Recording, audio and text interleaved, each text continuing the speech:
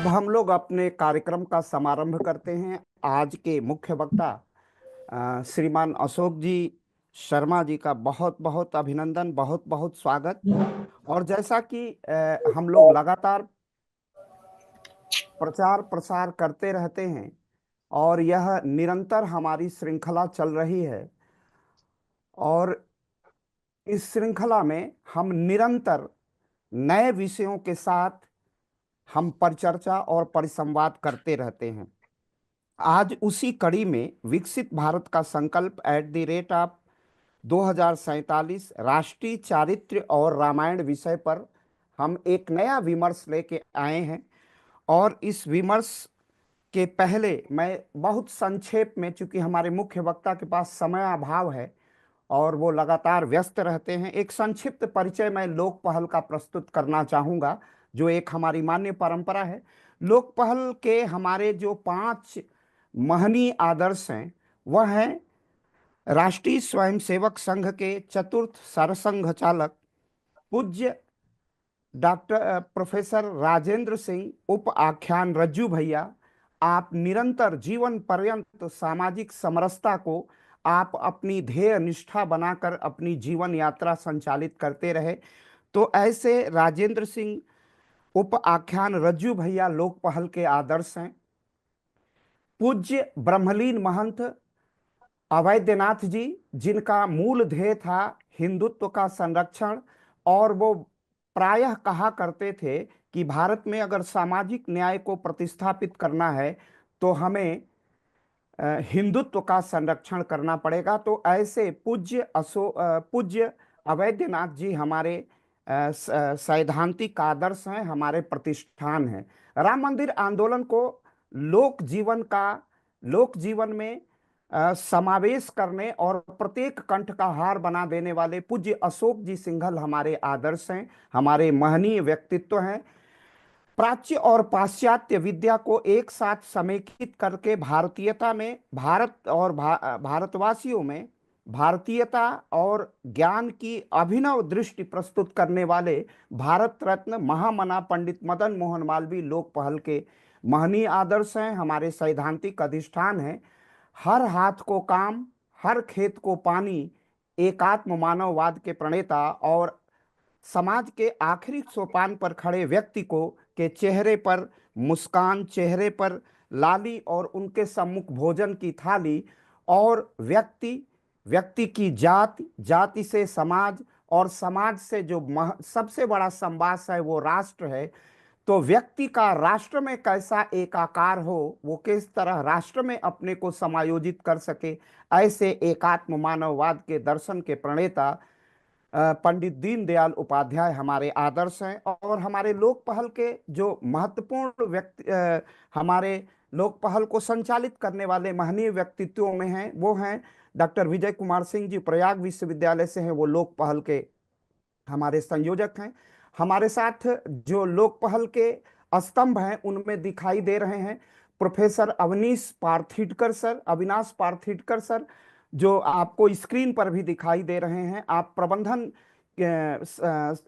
वीर बहादुर सिंह पूर्वांचल विश्वविद्यालय में प्रबंधन के प्रोफेसर हैं, वो हमारे महनीय स्तंभ हैं। इसी के साथ प्रोफेसर डॉक्टर संतोष कुमार सिंह जी, जो सरसुंदर लाल चिकित्सा विज्ञान संस्थान काशी हिंदू विश्वविद्यालय वाराणसी में वरिष्ठ वैज्ञानिक हैं, हमारे महत्वपूर्ण कार्यकर्ता और महत्वपूर्ण स्तंभ में हैं, जो इस लोक पहल को निरंतर प्रेरित करते रहते हैं। इसी प्रकार डॉक्टर आलोक चौहान, जो मेरठ इंस्टीट्यूट ऑफ टेक्नोलॉजी के निदेशक हैं, हमारे महत्वपूर्ण स्तंभों में से हैं, हमारे महत्वपूर्ण महनीय व्यक्तित्व हैं जो लोक पहल को प्रेरित करते हैं।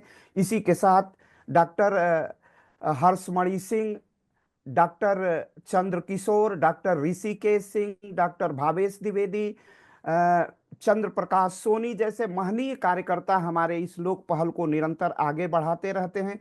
चूंकि आज हमारे वक्ता के पास बहुत ही समय अभाव होता है, वो लगातार अपनी प्रशासनिक जिम्मेदारियों से बंधे रहते हैं, तो मैं आज इस औपचारिक कार्यक्रम के लिए, एक लोक पहल की परंपरा है कि औपचारिकता का निर्वहन करते हुए मैं अपने लोक पहल के महनीय महनीय कार्यकर्ता डॉक्टर संतोष कुमार सिंह जी को आमंत्रित करता हूं कि आज के वक्ता का परिचय प्रस्तुत करें। Doctor Santosh Kumar Singh sir.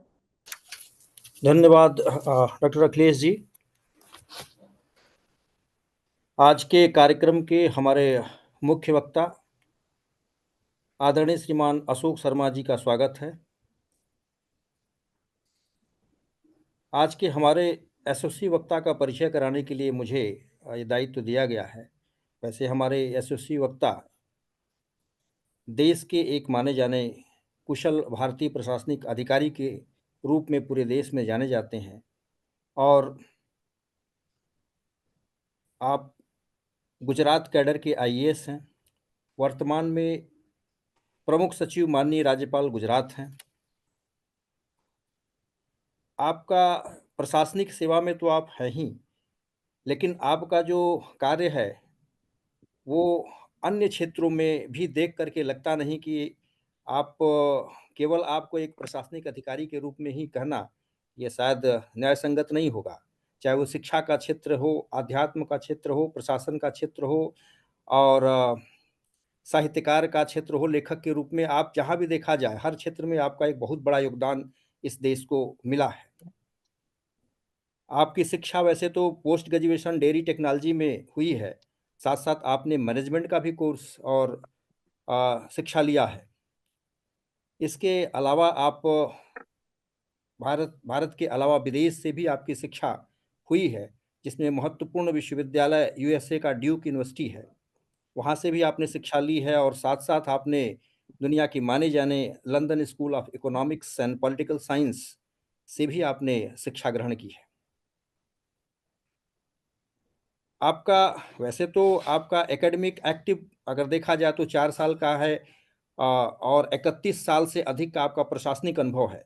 लेकिन जो मैंने आपके इस कार्य क्षेत्र को थोड़ा बहुत जानने और समझने का और देखने का कहीं से मुझे अवसर देखने का माध्यम अवसर मिला, उससे मुझे लगा कि आपका प्रशासनिक सेवा के साथ-साथ आपने हर क्षेत्र में आपने उतनी ही महत्वपूर्ण योगदान को आपने दिया है, जो कोई शिक्षा के क्षेत्र में रह करके दे सकता है। आपने प्रशासनिक सेवा में रहते हुए भी आपने एकेडमिक और के साथ-साथ आध्यात्मिक क्षेत्र में भी आपका बहुत बड़ा योगदान है। आपका एक बहुत बड़ा योगदान है जो सोमनाथ तीर्थ धाम के रूप में जाना जाता है, उसके विकास के रूप में जाना जाता है। आप वैसे विज्ञान के विद्यार्थी तो ज़रूर हैं, लेकिन एक अद्भुत संगम है विज्ञान और आध्यात्म का आपके बीच में। 3 दशक से जो आपने कार्य किया है इसमें, application of scientific know how and Indian spiritual tradition of Upanishad, yoga, Darshan, Ramayan, Gita. मतलब ये देख करके आश्चर्य होता है कि आप इतने व्यस्त शेड्यूल में रहते हुए भी आपने कैसे समय को आपने मैनेज किया होगा। ये आपसे हम जैसे और युवाओं को सीखने की ज़रूरत है और निश्चित रूप से आपको सुनने के बाद वो अपने जीवन में उसको उतारेंगे। आपने ढेर सारे अवार्ड आपको सम्मान मिले हैं, जिसमें कुछ प्रमुख बात हम करें, जैसे चाचा अवार्ड आपके सिविल सर्विस में बहुत एक्सलेंट सिविल सर्विस के लिए आपके एसडीएम के रूप में जब आपने पोरबंदर में कार्य किया था, तो वहाँ आपको दिया गया। इसके अलावा आपको प्रभास रत्न अवार्ड भी दिया गया, जो सोमनाथ के विकास के लिए, एक विशेष विकास के लिए 2000-2008 में जो आपने कार्य किया था उस पे दिया गया। और आपकी जो केस स्टडी आई सोमनाथ के विकास में, उसको एक प्रतिष्ठित आईआईएम कोलकाता के डिसीजन में इसको पब्लिश किया गया। ये बहुत बड़ी उपलब्धि है जो प्रशासनिक सेवा में रह करके एकेडमिक क्षेत्र में हम सारे लोग करने के लिए सोचते हैं, वो आपने उस व्यस्ततम शेड्यूल में, उस व्यस्त जीवन में रह करके आपने किया है। ये बहुत बड़ा योगदान है इस देश के लिए। आपने 18 से अधिक पुस्तकें लिखी हैं, गुजराती भाषा में, हिंदी भाषा में, अंग्रेजी में, कई भाषाओं में आपकी पुस्तकें लिखी गई हैं। और आपका ये साहित्यिक जर्नी 1990 से, जो मैंने देखा कहीं लिखा हुआ कि 90 से आपकी ये साहित्यिक जर्नी शुरू हुई और आपने डॉक्टर अल्बर्ट आइंस्टीन के आइडियाज ऑफ एंड ओपिनियंस को आपने ट्रांसलेट किया, वहाँ से आपने ये जर्नी स्टार्ट किया। और इसके बाद आपने विभिन्न क्षेत्र में अपने साहित्यिक योगदान दिए हैं। लेखन का योगदान दिया है, जिसमें से एक महत्वपूर्ण है जय गिरनार जय सोमनाथ। एक आपने नाट्य का ये लेखन किया है जो बहुत पॉपुलर रहा और इसको प्रसार भारती से प्रसारित किया गया, और वहीं बहुत ही पॉपुलर ये नाटक है। आपने गीता का चिंतन किया, और चिंतन करने के बाद आप एक आध्यात्मिक पुरुष के रूप में आपने गीता का जो चिंतन किया, और चिंतन करने के बाद आपने 6 किताबें उसमें लिखी। जीवन गीता, आध्यात्म गीता, मैनेजमेंट गीता, राष्ट्र गीता, विश्व गीता, मानव गीता। ये कोई सामान्य उपलब्धि नहीं है, ये बहुत बड़ी उपलब्धि है और बहुत बड़ा योगदान है इस समाज के लिए, आध्यात्मिक योगदान आपका। आपका जो अभी एक लेटेस्ट कंट्रीब्यूशन आया हुआ है, मोहन से मोहन, एक आपने जो प्ले नाट्य लिखा है पर्यावरण पे, पोरबंदर में, वो भी बड़ा पॉपुलर और लोगों को प्रभावित किया है। सर, आपका ये योगदान निश्चित रूप से बहुत बड़ा योगदान है इस देश के लिए, और ऐसे यशस्वी वक्ता जिसके अंदर एक वैज्ञानिक भी है, एक प्रशासक भी है, एक समाज सेवक भी है, एक शिक्षक भी हैं, साहित्यकार भी आपके अंदर है, नाटककार भी आपके अंदर है, लेखक भी आपके अंदर है, और आध्यात्मिकता से आप भरे हुए ऐसे ओजस्वी, तेजस्वी वक्ता को लोक मंच पहल पा करके अभिभूत है, और आपका सादर स्वागत और अभिनंदन करता है। और हम सभी आग्रह करते हैं कि आप हम सभी का ज्ञानवर्धन करें। ये हम लोगों के सौभाग्य की बात है कि आज हम लोगों के बीच में ऐसे महान यशस्वी वक्ता के रूप में आप आए हुए हैं। धन्यवाद, आपका स्वागत है। बहुत बहुत आभार सर इस सुंदर धन्यवाद ज्ञापन के लिए। सर का जिस तरह आपने परिचय प्रस्तुत किया है, वह कर्म में डूबा हुआ जीवन है, और जीवन और कर्म, अगर जीवन से कर्म को निकाल दिया जाए तो वो सब कुछ हो सकता है, लेकिन जीवन नहीं हो सकता है। कर्म अल्प काल में ही जीवन को अमरत्व प्रदान करता है और काल के वक्ष पर अपना अमिट छाप छोड़ देता है। ऐसे ही कर्म में डूबे हुए व्यक्तित्व का महनीय वक्तव्य हम सबको प्राप्त होगा। लेकिन हमारे लोक पहल के बहुत ही स्तंभ, हमारे लोक पहल के बिल्कुल धुरी, ऐसे मैं प्रोफेसर अविनाश पार्थीडकर सर को आज के विषय परिवर्तन के लिए आमंत्रित करता हूं। बड़े समादर के साथ प्रोफेसर अविनाश पार्थीडकर सर। जी, सबको नमस्कार। ऐसे तो सर को सुनना मतलब सौभाग्य की बात है। जिस तरह से सर का परिचय कराया है तो मुझे लगता है तो मुझे तो बहुत कम बोलना है, पर चूंकि औपचारिकता है कि विषय का प्रवर्तन करना है, इसलिए विकसित भारत @2047 यह आज का विषय है, और राष्ट्रीय चरित्र और रामायण के संदर्भ में। तो मुझे ऐसा लगता है कि पहले तो यह विषय विकसित भारत, और वो भी राष्ट्रीय चरित्र रामायण के संदर्भ में। पश्चिम की दृष्टि एकदम भौतिकता से परिपूर्ण है, क्योंकि वहां पर कैपिटलिस्टिक विचारधारा है, सब कुछ पैसे से तोला जाता है, और यह एक कुचक्र है कि व्यक्ति सोचता है अधिक पैसा है, अधिक धनाढ्य लोग हैं तो ज्यादा सुखी होंगे, और हम उसके दुष्परिणाम देख रहे हैं। वास्तव में देखा जाए तो विकसित राष्ट्र की कल्पना में 16-17 पैरामीटर हैं, जिसमें पहला है कि जीडीपी और जनसंख्या का अनुपात जितना ज्यादा होगा, ज्यादा लोग खुशहाल होंगे। तो यह अवधारणा ही अपने आप में कुचक्र है कि अगर पैसा अधिक है जिन राष्ट्रों के, वो वहां पर खुशहाली होगी। जिनकी अर्थव्यवस्था बहुत मजबूत हो, जिनका रहन सहन उच्च स्तरीय हो, जहाँ पर गरीबी नहीं हो, जहाँ पे बाल मृत्यु दर कम हो, जहाँ पर लोग ज्यादा पढ़े लिखे हों, क्वालिटी एजुकेशन और हेल्थ केयर के लिए एक्सेस हो, गवर्नेंस अच्छा हो, रूल ऑफ लॉ हो, और ह्यूमन राइट्स हो, एनवायरमेंटल सस्टेनेबिलिटी हो, और एडवांस इंफ्रास्ट्रक्चर हो, और टेक्नोलॉजिकल, इस तरह के 16-17 पैरामीटर हैं। लेकिन इन सब में, और ये विषय बहुत अच्छा है, आयोजकों को मैं धन्यवाद दूंगा कि रामायण के परिप्रेक्ष्य में हम विकसित भारत की कल्पना कर रहे हैं, तो यह बहुत उत्तम है, क्योंकि इस सब में कहीं अध्यात्म का तो वेरिएबल है ही नहीं है, चरित्र का वेरिएबल नहीं है, मोरालिटी का नहीं है, एथिक्स का नहीं है, सदाचार का, सहिष्णुता का है, परस्पर आदर सम्मान का नहीं। और जितने भी पश्चिम के जो विद्वान हैं वो सभी इसी 16 पैरामीटर्स पर ही हमारे देश को आंकते हैं।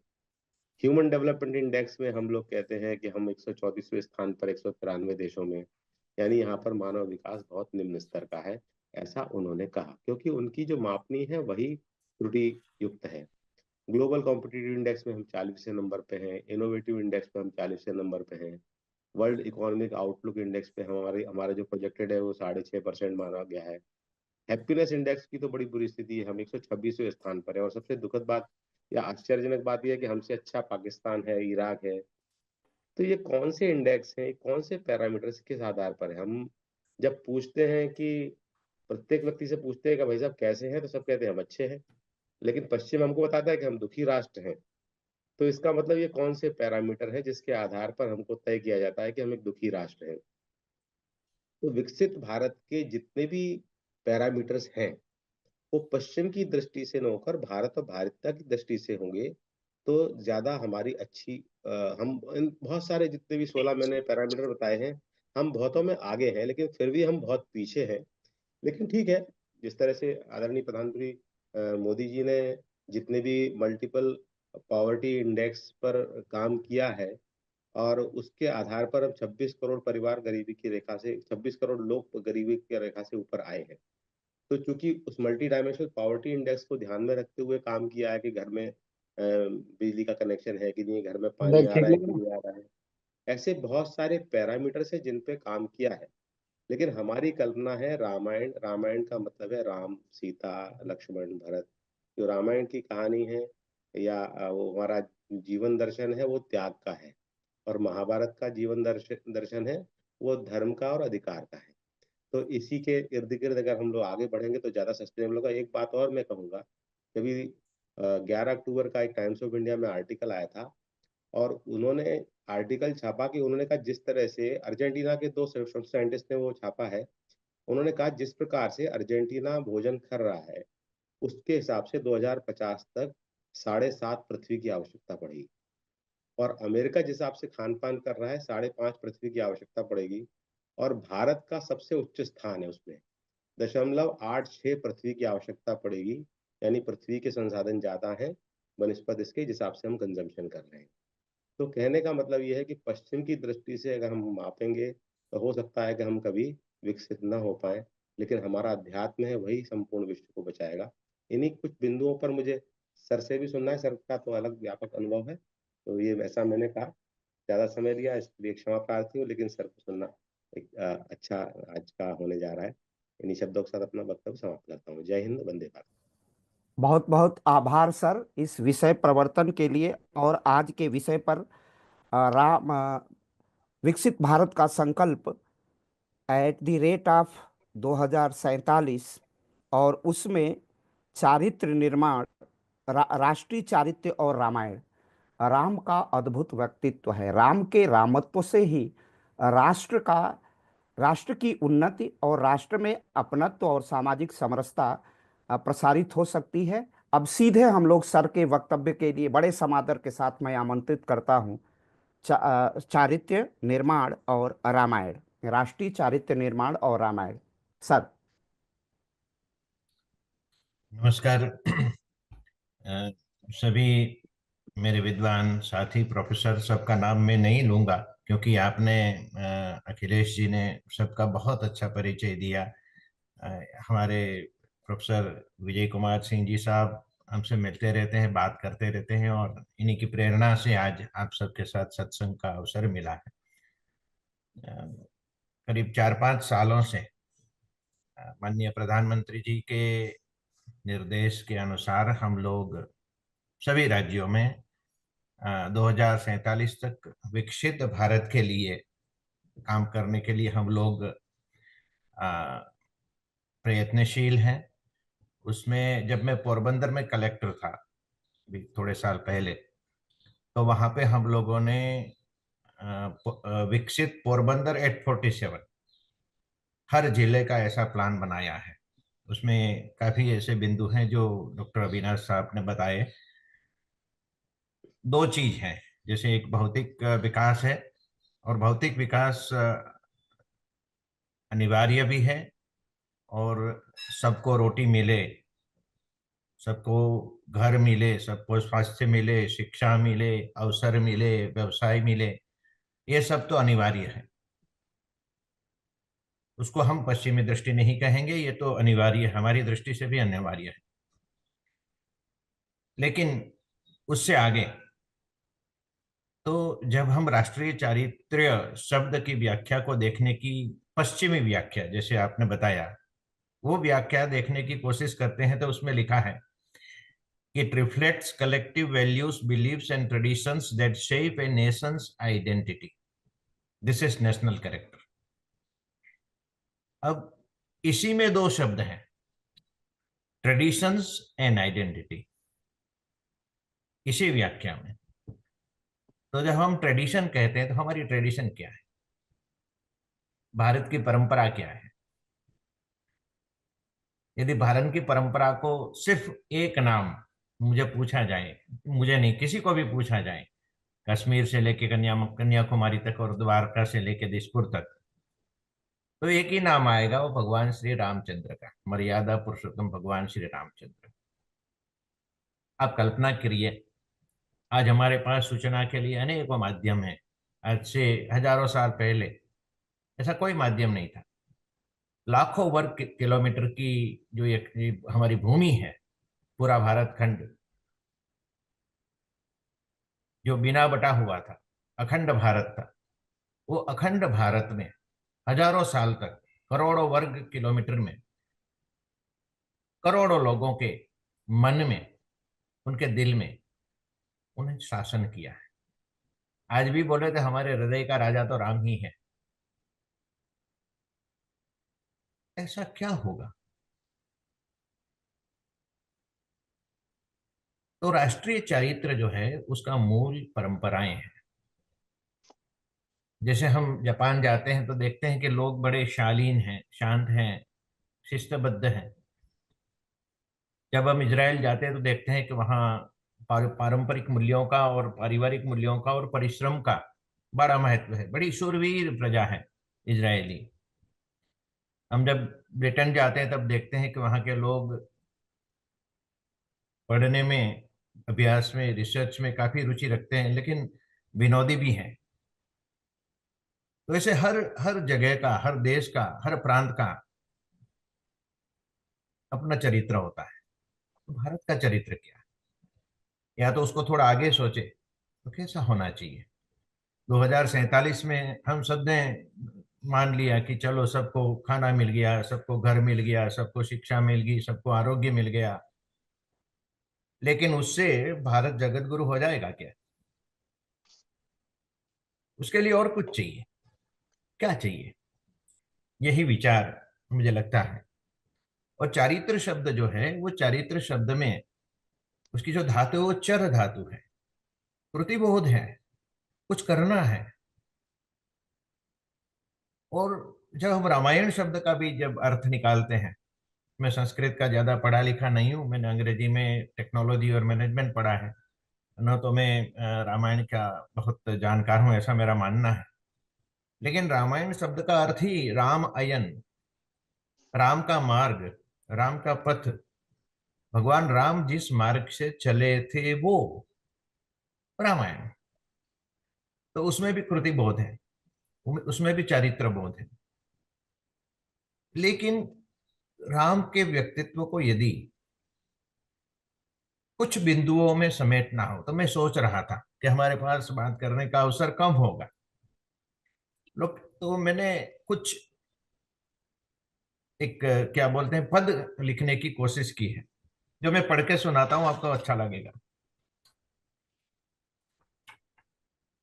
मैं राम, तुम राम, वह भी राम। मैं राम, मेरे साथ जुड़े हुए सब राम, वह भी राम। जिसको हम अपना साथी भाई नहीं मानते हैं, वो भी राम का बेटा है, राम ही है। शौर्य के साथ धैर्य राम। देखिए, यहां विरोधाभासी, एक दूसरे से विपरीत जो गुण है वो उनका संकलन हुआ है राम में। सामान्यतः हम जब कोई वीर पुरुष देखते हैं, शूरवीर देखते हैं तो उसके अंदर एक प्रकार का अहंकार, सूक्ष्म अहंकार हमें देखने मिलता है, क्योंकि शौर्य के साथ अहंकार गर्भनाल से जुड़ा हुआ है। लेकिन ये राम है जो शौर्य के साथ धैर्य राम, धर्म के साथ कर्म राम, स्नेह के साथ निर्मोह राम, ज्ञान के साथ निर्माण निर्माण राम, समता के साथ ममता राम, सत्य के साथ न्याय राम, क्रांति के साथ शांति राम, मन वचन कर्म से एक राम, सामर्थ्य के साथ सदाचार राम। सामर्थ्य तो रावण में भी था, दुराचारी था, उसके पास क्या क्या पता नहीं कितने उपकरण थे। उसने कुबेर का जो विमानयान था वो भी चुरा लिया था, उसके पास विमानयान भी था। लेकिन एक अंत में होता है बहुत खूबसूरत चीज, मुझे रामायण को पढ़ते पढ़ते विचार आता है कि भगवान को जब लंका से लौटना था और 14 साल पूरे हो गए थे, भरत जी ने कहा था कि यदि आप इस दिन 14 साल पूरे होने के एक दिन पहले नहीं आ गए, 14 साल लगा दिए आपने, तो मैं अपना देह छोड़ दूंगा। तो भगवान वो विमानयान लेके आए, भगवान चलते ही आने वाले थे, लेकिन विमानयान लेके आए। क्यों आए थे? क्योंकि भरत जी का जीवन बचाना था, भरत जी के प्राण को बचाना था। लेकिन जैसा ही वो विमानयान अवध में आता है, उस विमानयान को लौटा देते हैं, अपने पास नहीं रखते हैं। उनको उससे कोई मोह नहीं था। तो जहां रावण उपकरण जीवी था, राम अंतकरण जीवी थी। ये दोनों में अंतर है। सामर्थ्य के साथ सदाचार राम, अनुशासन के साथ शासन राम। राजा राजा का वो बोध है। अब देखिए, जब एक अपने अपने समाज में, अपने देश में, अपने आसपास यदि संशय का वातावरण बनता है, जिसको हम मोरल अथॉरिटी, तो अपना जीवन भी बलिदान देते हैं। उनका जीवन ही तो सीता माँ थी। ऐश्वर्य के साथ मानव्य राम। हमारे षड ऐश्वर्य जो कहे गए हैं, वो षड ऐश्वर्य पूरे स्वरूप से, पूरी अपनी पूर्णता के साथ भगवान में विराजमान थे। लेकिन वो एक मानव की तरह, इसलिए मर्यादा पुरुषोत्तम। तो मानव की मर्यादा का उन्होंने स्वीकार किया, और ये बहुत ही बुद्धिमानी का काम है। क्योंकि यदि वो देवता होते तो हमें प्रेरित नहीं कर सकते, क्योंकि उन्होंने मानव्य का चोला पहन रखा था। इसलिए आज हमारे लिए प्रेरणादायक है। आज हम भी कह सकते हैं कि यस, मैं भी राम बन सकता हूं, क्योंकि राम भी मानव ही तो थे, इसलिए वो प्रेरणादायक थे। ऐश्वर्य के साथ मानव्य राम, समन्वय और सौजन्य राम। मुझे लगता है कि राम के जीवन में से, खास करके राष्ट्रीय चरित्र के दृष्टि से हम देखें, तो ये दो चीज, जो हमारा कॉन्स्टिट्यूशन है उसमें जो भी बातें कही गई हैं, हमें एक देश का निर्माण करना था, एक स्वस्थ समाज का निर्माण करना था, एक समग्र समाज का निर्माण करना था, एक संतुलित समाज का निर्माण करना था, समानता से समान अधिकार सबको देने थे। तो ये सब चीज कैसे आएगी? समन्वय और सौजन्य। रामचरितमानस या वाल्मीकि रामायण हम देखें तो उसमें भगवान के सौजन्य का और समन्वय की जब हम बात करते हैं, तब उन्होंने किस किस चीज का समन्वय किया है। ऐसा नहीं कि सिर्फ एक अपने मानव मानव समाज के लोगों का समन्वय किया। जब वो चले तब पूरे भारतवर्ष के सभी समाज थे, उनको सबको साथ ले लिया। उसमें वानर भी हैं, उसमें रुक्ष जाति भी है, उसमें राक्षस जाति भी है, उनके दोस्तों में गुह निषाद भी हैं, यहाँ तक कि पक्षीराज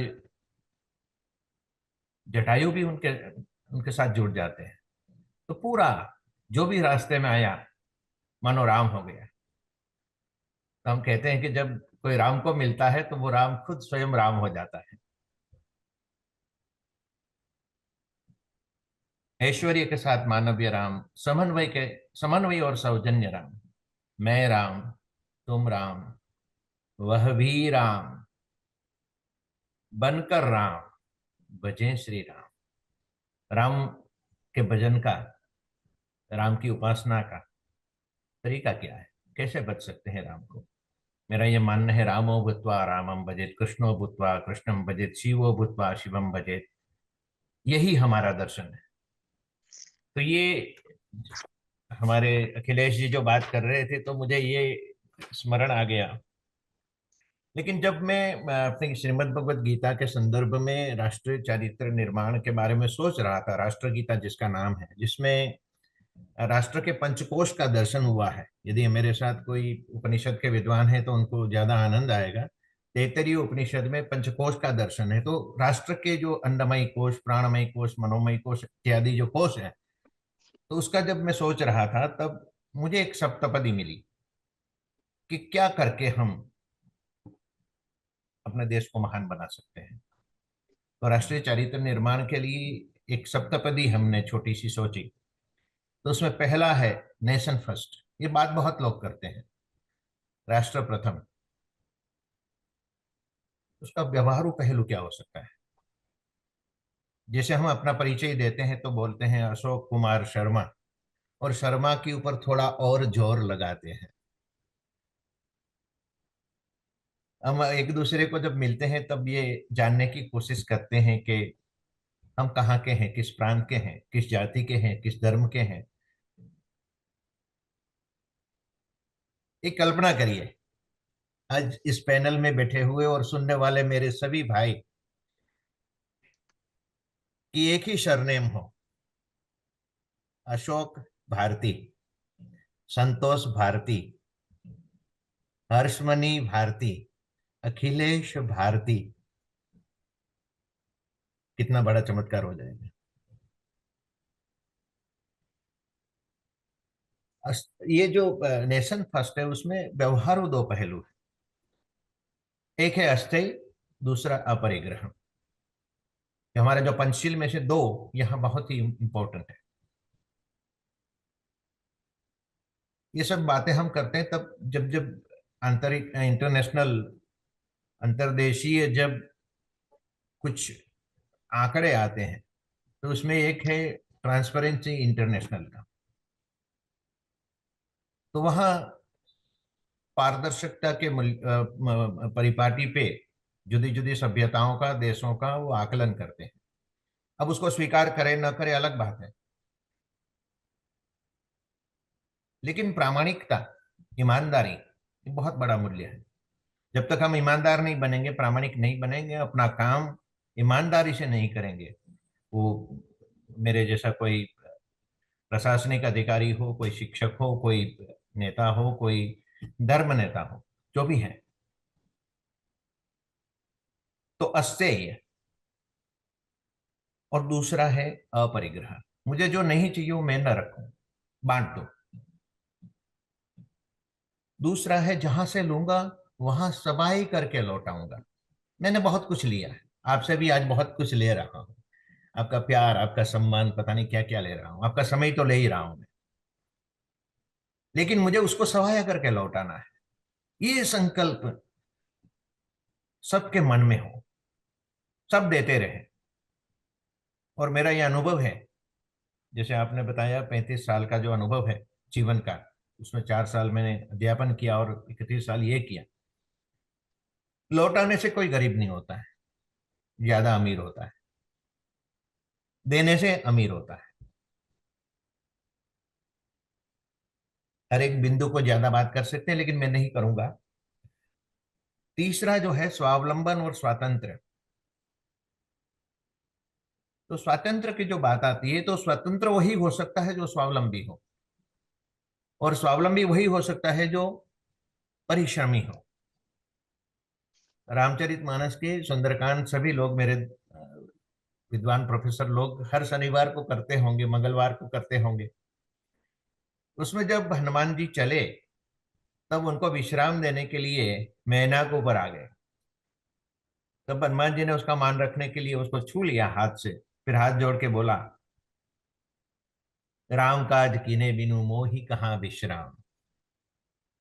अब हनुमान जी का जब चरित्र देखते हैं तो विश्राम नाम का कोई चीज ही नहीं है, विश्राम नाम की कोई वस्तु नहीं है। अपने लिए उन्होंने कुछ नहीं किया, सिर्फ राम के लिए किया। क्या हम अपने देश के लिए राम की जगह सिर्फ भारत माता लिख लीजिए, ऐसा सोच सकते हैं, कर सकते हैं? अभी जब बात हो रही थी, डॉक्टर त्रिपाठी जी ने बताया कि कुछ ऐसे आंकड़े हैं जो बिंदुएं हैं, गरीबी निवारण और ये सब, वो सब प्रशासनिक बातें हैं, प्रशासनिक लोग करते रहेंगे, नेता लोग करते रहेंगे, बड़े लोग करते रहेंगे। लेकिन समाज का चारित्र का निर्माण किसे करना है? ये शिक्षा का कार्य है, शिक्षकों का कार्य है, प्रोफेसरों का कार्य है, मेरे साथ जुड़े हुए विद्वान प्रोफेसर भाइयों का काम है। ये दोनों होना चाहिए, दोनों साथ में चलना चाहिए, दोनों एक दूसरे के पूरक हैं, दोनों एक दूसरे के बिना अधूरे हैं। ये बहुत इंपॉर्टेंट है। चौथा जो है वो अर्थशुचि, प्योरिटी ऑफ मीन्स। जैसे मैंने कुछ पा लिया लेकिन मैंने चोरी करके पाया है,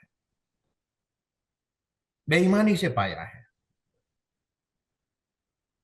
तो मेरा सुख, मेरी शांति, मेरे पास जो है समृद्धि, सामर्थ्य, वो रहेगा नहीं, चला जाएगा।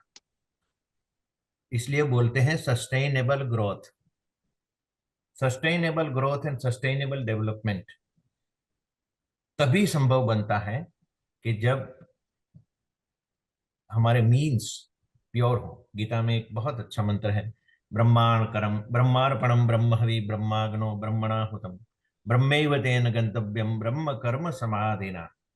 ये एक मंत्र के ऊपर पूरा 1 घंटा बात किया जा सकता है, नहीं करूंगा क्योंकि मेरे साथ विद्वान प्रोफेसर है, जानते हैं। ये जो मंत्र है ये प्योरिटी ऑफ मीन्स का महामंत्र है। जो भी करें उसको सत्य की, न्याय की परिपाटी पे जांच कर परख कर किया जाए। पांचवा जो है कर्तव्य निष्ठा, कर्म ही धर्म, गीता उसी की बात करती है। और स्वे स्वे कर्मण्य बीरतः संसिद्धि लभते नरः। हर एक व्यक्ति का अपना धर्म है और वो धर्म है कर्म है। मेरा जो कर्म है मैं करूं, आपका कर्म आप करें, उसका कर्म वो करे, सब अपना काम करते रहें और कोई काम बड़ा या छोटा नहीं, ये भी गीता में स्पष्ट कहा है। और श्रम का हम आदर करें। प्रोफेसर साहब गाड़ी में जा रहे हैं, लेक्चर देने जा रहे हैं, लेकिन उसकी गाड़ी चलाने वाला जो चालक है, ड्राइवर है, उसके काम का मूल्य भी उतना ही होना चाहिए, उतना ही होना चाहिए। उसको भी अपना जीवन यापन खुशी से, आनंद से, शांति से मिलना चाहिए। छठा जो है नागरिक गौरव। हर नागरिक को गौरवपूर्ण जीवन मिलना चाहिए, जिसमें ये जब रोटी कपड़े मकान की बात करते हैं, लेकिन उसके साथ अवसर का भी मुद्दा है। और सातवां जो है त्रिनिष्ठा, जिसको हम बोलते हैं श्रम, शिस्त और शौर्य निष्ठा। परिश्रमी बने, शिस्त में रहे और शौर्य। भगवान ने 16वें अध्याय के पहले ही 2 मंत्रों में, देवासुर संपद विभाग में, देवी सभ्यता, देवी संस्कृति, देवी व्यक्तित्व का जो उसमें कहा है, उसमें पहला है अभयम। अभयम सत्व संशुद्धि ज्ञान योग व्यवस्थित है। लेकिन आखिरी जो है 26वां, वो है नाति मानिता। ये बहुत अच्छा संयोग है, अभयम के साथ नाति मानिता, विनम्रता। ये जब दोनों जुड़ते हैं और इसके बीच में पैकेज बन जाता है, उसके अंदर ये सभी संस्कार आ जाते हैं। और आसुरी के लिए सिर्फ 6 दिए हैं, वो ये मद मोह और ये सब, उसमें भी अहंकार है। तो देवासुर संपद विभाग योग के जो ये 2 मंत्र हैं, पहले 2 मंत्र, उसमें राम और रावण का चरित्र चित्रण होता है। तो जब हम बोलते हैं मैं राम तुम राम वह भी राम, हम राम बनने की एक प्रक्रिया में हैं, बन नहीं चुके हैं, हमें राम बनना है। तुम्हें भी राम बनाना है, उसको भी राम बनाना है। तो राम क्या है, तो उसकी बात हमने करी। तेजी से चलूंगा थोड़ा क्योंकि समय काफी मर्यादित है। राष्ट्रीय चरित्र निर्माण की जब बात करते हैं तो एक नाम मुझे अपना, जब रामायण के ऊपर मेरा एक सीरीज चली थी, लेखमाला चली थी, श्रेणी उसका, उसके ऊपर से एक पुस्तक भी हुआ है। उसमें मैंने जब अभ्यास किया तब हमारे गुजरात के एक विद्वान ईश्वर पेटलीकर, उन्होंने एक बहुत अच्छी बात कही कि भगवान रामचंद्र जी का पत्थर से बना हुआ सेतु टूट सकता है, लेकिन उन्होंने जो अयोध्या से चले और लंका पहुंचे, उसके बीच जो उन्होंने सामाजिक सेतु बनाया, ये सेतु आज भी अक्षुण्ण है। आज भी हमें, जैसे आप प्रयागराज में विराजे हैं, मेरे से हजारों किलोमीटर दूर, मैं आपसे दूर बैठा हूं, लेकिन भगवान राम ने हमें जोड़ दिया। तो वो जो सामाजिक सेतु है वो अक्षुण्ण है। और राम की अरण्य यात्रा को उन्होंने कहा था कि ये सामाजिक एकीकरण की यात्रा है। हमारे जो 5 महान संरक्षक जिनका परिचय दिया गया प्रारंभ में, उसमें दीनदयाल उपाध्याय जी जो एकात्म मानववाद उन्होंने कहा, या भगवान आदि शंकर का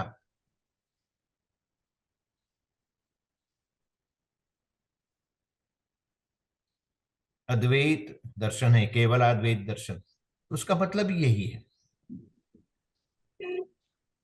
अब ये राष्ट्रीय चरित्र निर्माण में रामायण कैसे, जब बहुत साल पहले मैं कहीं एसडीएम था और मुझे कोई यूनिवर्सिटी में बात करने जाना था, वहां भी एक लीडरशिप का वर्कशॉप था, बहुत बड़े बड़े विद्वान आ रहे थे। एक दिन मुझे मिला था, पूरा पूरा दिन मुझे विद्यार्थियों के साथ रहना था, बात करना था, उनके साथ रहना था, भोजन करना था, संवाद करना था, सत्संग करना था।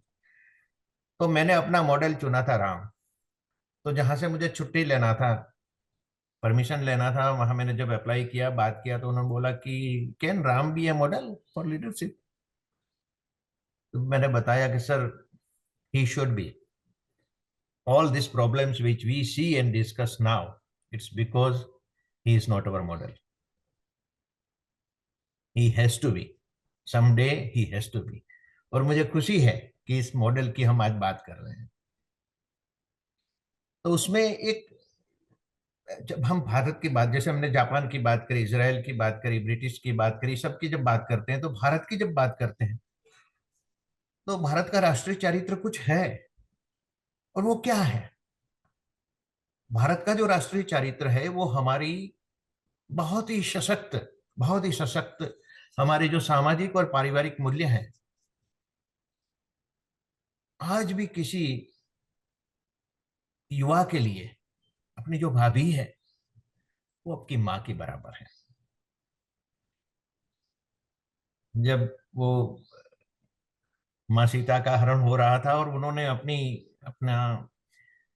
गहने कपड़े में बांध के नीचे डाले और ऋषिमुख पर्वत पर गिरे, और वो गहने जब भगवान राम के पास आते हैं, वाल्मीकि रामायण में वो बहुत अच्छा प्रसंग है, और वो जब खोल के सुग्रीव उनको देते हैं, अब भगवान राम लखन जी को दिखाते हैं कि देखो भैया ये उन्हीं के हैं क्या।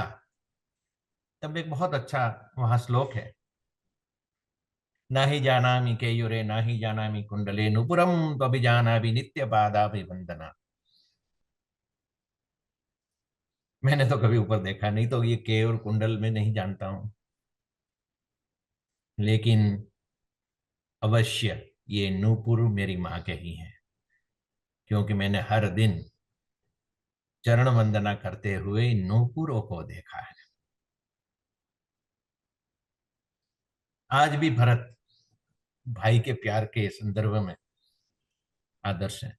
अब सोचिए, जिसकी माने माताजी ने, महारानी कैकेयी ने तो ले लिया था अवध, उनको मिल गया था,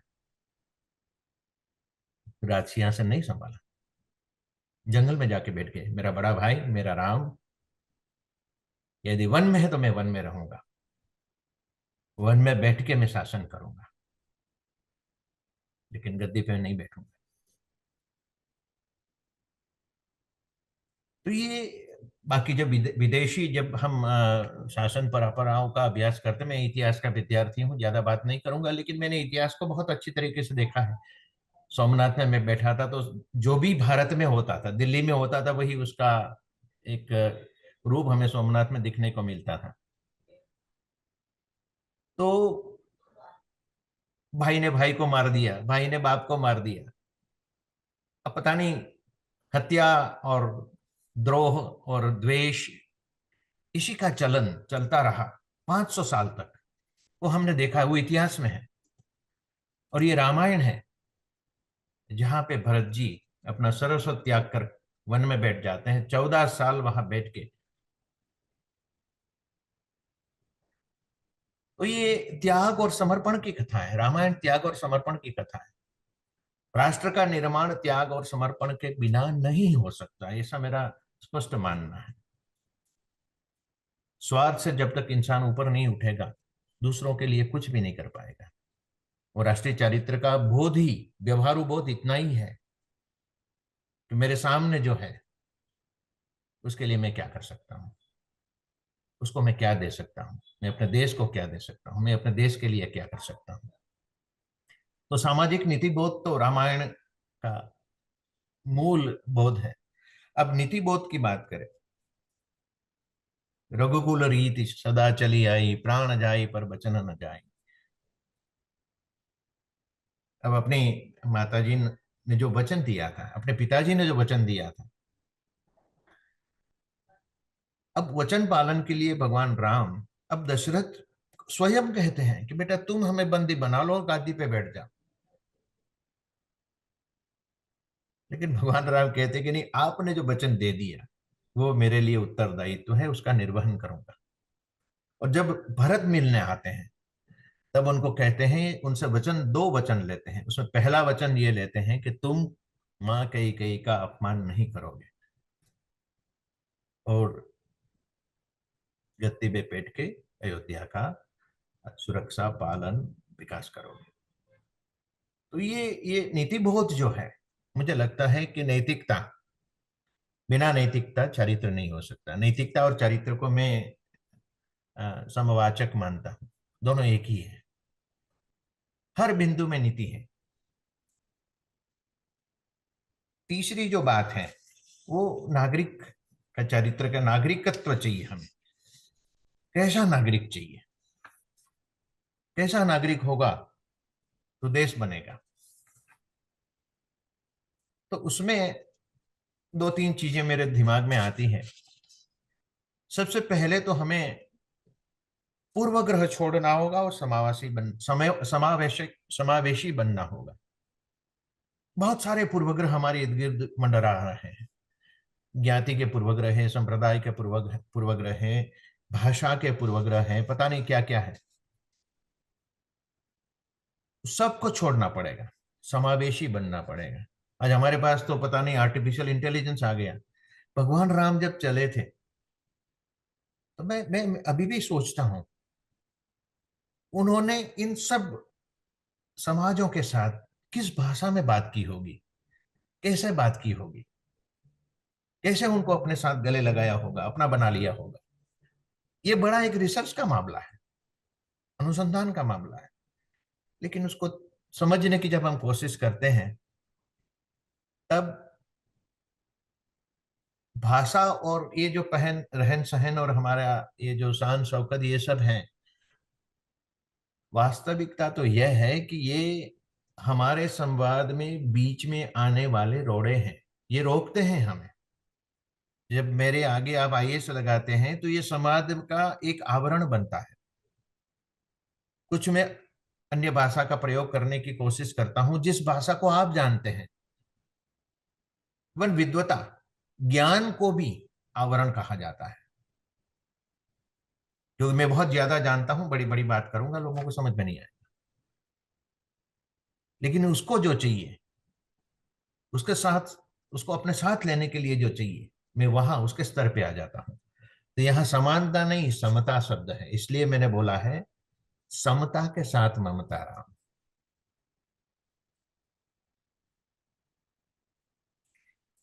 दूसरा जो है, एक रामायण का एक जो सबसे महान बिंदु मुझे मिलता है वो मैत्री भाव। राम के मित्र देखिए, अब वहां से चले, अभी मैंने कल या परसों कहीं पढ़ा, प्रयागराज का एक बड़ा विकास हो रहा है, बड़ा विकास का प्रायोजन हो रहा है, उसमें श्रृंगवेरपुर का विकास की मैं बात पढ़ी तो बहुत प्रसन्न हो गया, क्योंकि वहां हमारे निषाद राज का घर है और वही पहले थे भगवान राम के मित्र। अब निषाद राज को स्वार्थ कुछ भी नहीं था, राम तो निष्कासित राजकुमार थे भाई, उनके पास तो न सेना थी, न राज्य था, न पैसा था, कुछ भी नहीं था, फिर भी वो उनके मित्र बने। वो सब तो छोड़िए, रावण का, स्वयं रावण का भाई विभीषण भी सत्ता का सिंहासन छोड़ के सत्य का शुद्धासन की ओर मुड़ गया। रावण के पास क्या था? सत्ता और सिंहासन था। राम के पास क्या था? सत्य था। तो सत्य के श्रद्धासन के साथ, सत्य के श्रद्धासन के साथ विभीषण जुड़ जाता है। और विभीषण जब आते हैं, अब यहाँ स्ट्रेटेजी भी कहें, व्यूहात्मक दर्शन कहें, जो भी कहें, तो भगवान राम उन्हें लंकेश का संबोधन करते हैं, आओ लंकेश। युद्ध लड़ने से पहले, युद्ध जीतने से पहले ही उसे लंका का राज्य दे देते हैं, कह देते हैं कि मुझे कुछ नहीं चाहिए, मुझे तो इस आतताई रावण को मारना है, उसने जो अपराध किया उसका दंड देना है, अपनी प्राण प्यारी पत्नी को साथ में लेके जाना है, तुम्हारा यहां से कुछ भी नहीं चाहिए। तो ऐसे मैत्री भाव जोड़ते रहते हैं। तो ये मैत्री भाव का जो उसमें से अमृत मिलता है, और मैत्री के अमृत के बिना देश आगे नहीं बढ़ सकता, हम एक नहीं हो सकते, हमें एक होना होगा और नेक भी होना होगा। एकी और नेकी, ये हमारे राष्ट्रीय चारित्र निर्माण के दो खंभे हैं जिसके ऊपर पूरा राष्ट्रीय चारित्र बनेगा। अब राम और रावण का एक कुछ लिखने की कोशिश की है, एक आध मिनट में वो बात करके फिर समापन करेंगे। एक शत्रु बनाता है, एक मित्र बनाता है, एक अहंकार और क्रोध के नरक में बसता है, दूसरा स्वयं स्नेह और करुणा का सर्वाश्रय है, एक बाहुबल को ही वीरत्व समझता है, दूसरा हृदय को जीतने में श्रद्धा रखता है, एक भय से शासन करता है, दूसरा स्नेह से शरण देता है, एक मात्र प्रशंसा झूठी ही सही सुन सकता है, सचिव वेद गुरु प्रिय बोल ही भय आस, राज धर्म तन तिनि तिनि कर हो ही बेगी ही नाश। बहुत प्रशासन के लिए, व्यवस्थापन के लिए ये बहुत खूबसूरत मंत्र है, लेकिन उसमें एक जो बात मैं कहना चाहूंगा बहुत ज्यादा लोकप्रिय नहीं हुई है, लोग जानते नहीं है। सचिव वेद गुरु रावण के लिए लागू होती है, जो सिर्फ झूठा सुनना चाहता है, प्रशंसा सुनना चाहता है। भगवान राम क्या चाहते हैं? उत्तरकांड में एक चौपाई है, उत्तरकांड में एक चौपाई है जिसमें भगवान राम कहते हैं,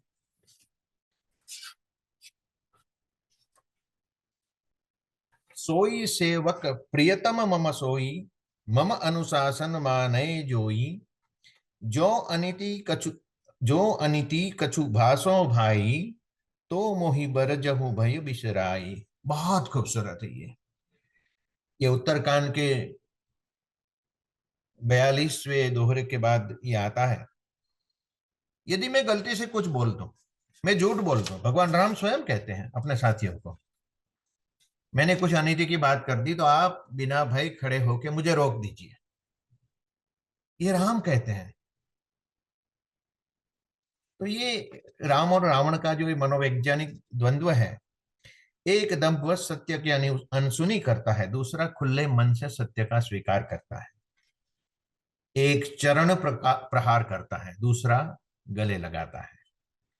एक हितैषी स्वजनों का अपमान करता है, दूसरा आत्मीय आश्लेष से बहुमान करता है। एक मूर्खतापूर्ण मद से अपनों को भी पराये बनाए देता है, दूसरा अपने और पराये का भेद ही मिटा देता है। वहां त्रिजटा भी थी, वहां लंकिनी भी थी, वो भी राम के। और अंत में रामचरितमानस में सुंदरकांड के अंत में शुक नाम का एक दूत जाता है राम की सेना को देखने के लिए। जब वो लौटता है तो वो भी राम का भक्त हो जाता है। वो भी रावण को बोलता है, अरे यार तू क्या कर रहा है, मर जाएगा, छोड़ दे। एक दहकता लावा है जो सब कुछ जला देता है, दूसरा स्नेह की शीत धारा है जो सबको अमृतमय जीवन देता है। ये राम और रावण का जो द्वंद्व है, ये द्वंद्व हमारे लिए बड़ा ही प्रेरक है। अपने व्यक्तित्व के बलबूते पर भगवान राम ने ये जो बनाया है,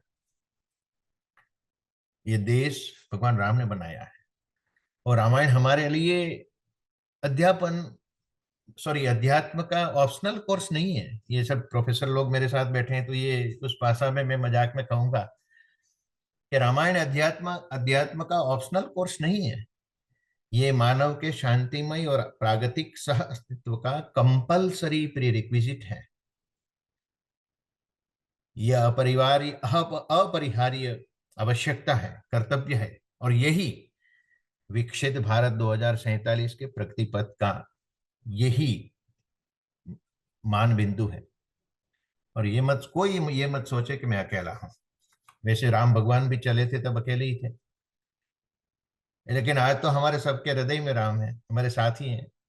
और सबको हम साथ में जोड़ते चले जाएं, सबको राम बनाते चले जाएं, और अंत में अपने वक्तव्य का अंत समापन स्वामी राम तीर्थ के उस वाक्य से मैं करना चाहूंगा, जिनके नाम में भी स्वयं भगवान राम बसे हैं।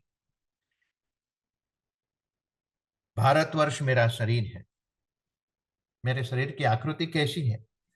कन्याकुमारी मेरे चरण और हिमालय मेरा सिर है। मेरी जटाओं से गंगा बहती है और सिर से ब्रह्मपुत्र और गंगा बहती है। मलबार मेरी बाईं और कुरमंडल मेरे दाईं टांगे हैं।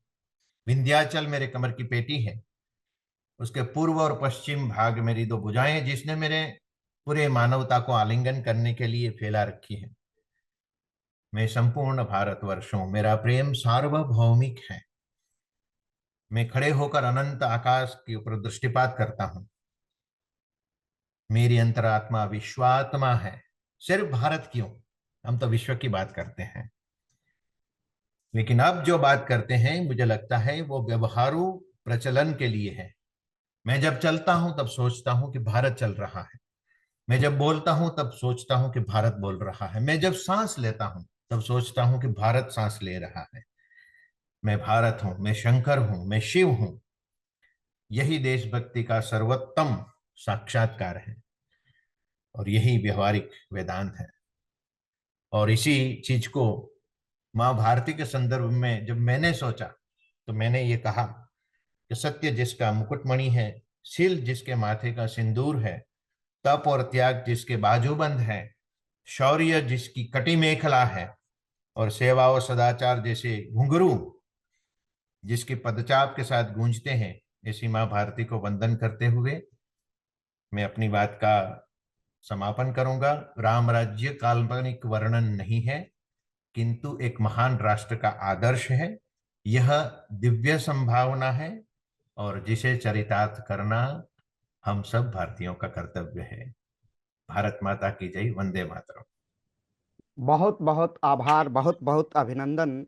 राम केवल ऐतिहासिक या पौराणिक व्यक्तित्व नहीं है।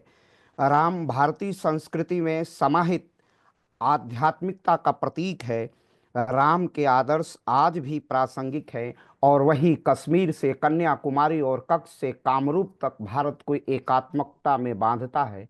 आपका वक्तव्य भी जैसे हिमालय से शुरू होता है और कल कल छल छल प्रवाहित गंगा जाके धुबरी बैराज में मिल जाती हैं, कुछ ऐसा ही था।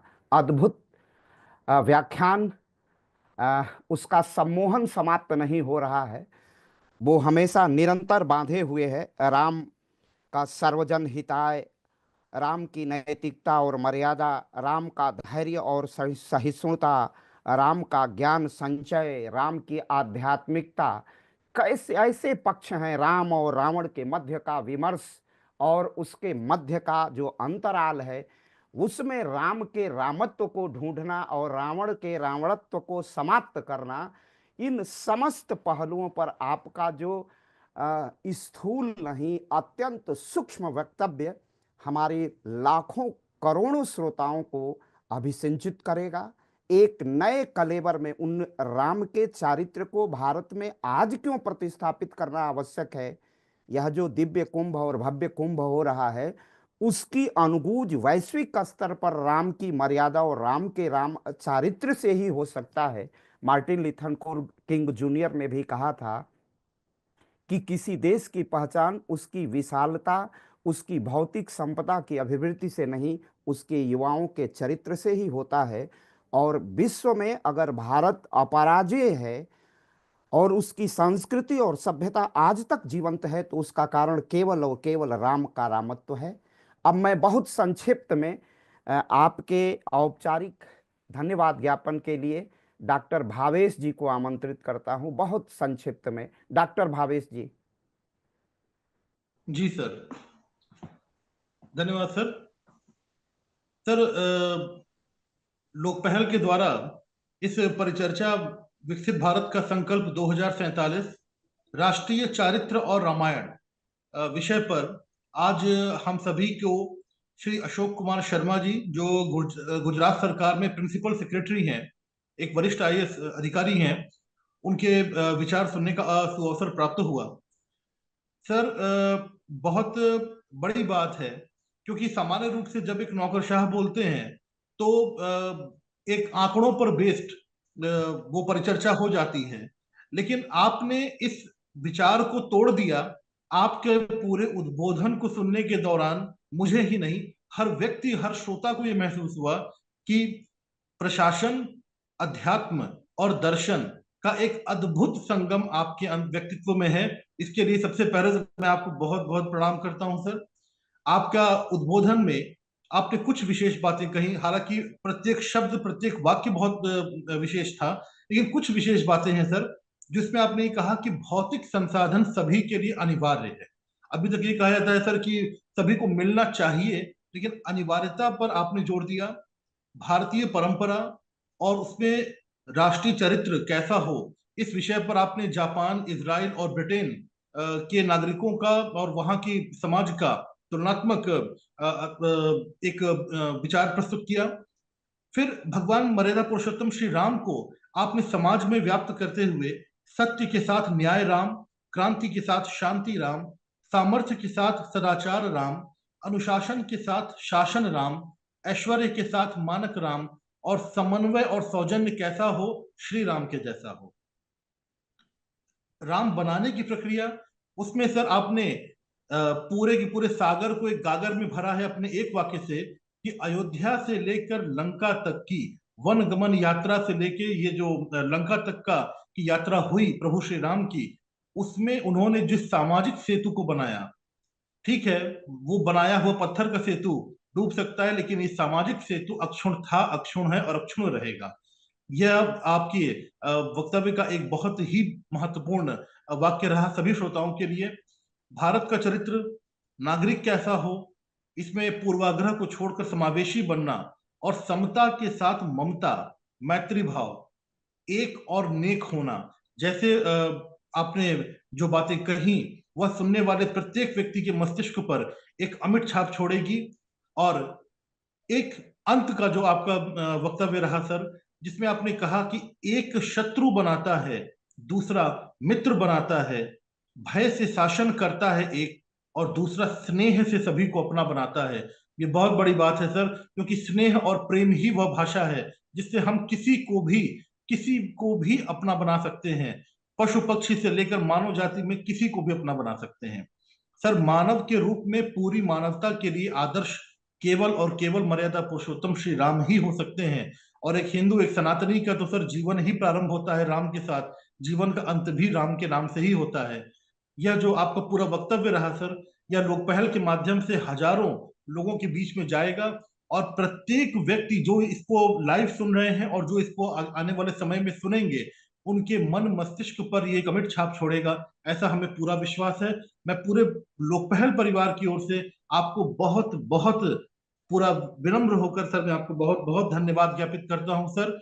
इस पूरे लोकपहल परिवार में हमारे मार्गदर्शक professor Alok Chauhan sir, doctor Vijay Kumar Singh sir, doctor Santosh Kumar Singh sir, doctor Avinash Patdikar sir, doctor BL Arya sir को भी बहुत बहुत धन्यवाद। इस पूरी परिचर्चा को एक सूत्र में बांध कर रखने वाले हमारे अग्रज डॉक्टर अखिलेश त्रिपाठी सर को भी बहुत बहुत धन्यवाद। इस परिचर्चा में आज जो लोग सम्मिलित हो रहे हैं, doctor Harshmani Singh sir, doctor Rishikesh Singh जी,